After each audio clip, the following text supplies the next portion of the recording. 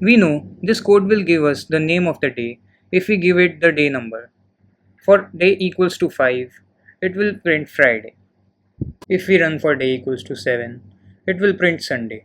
If we give it any number that is not in between 1 or 7, no condition satisfies and it goes inside the else condition.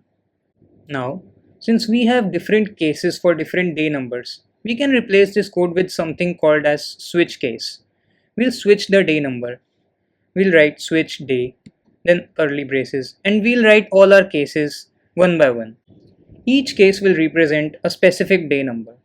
For case 1, that will mean when the value of day is 1, we'll print Monday.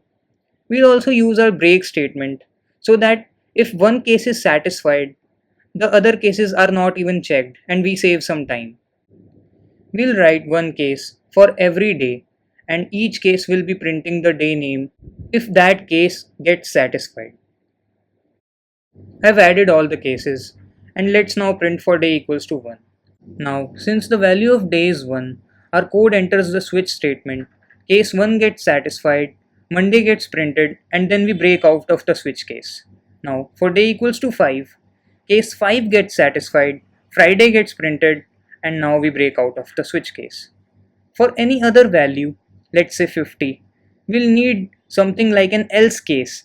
We have something called default, which works when none of the case gets satisfied.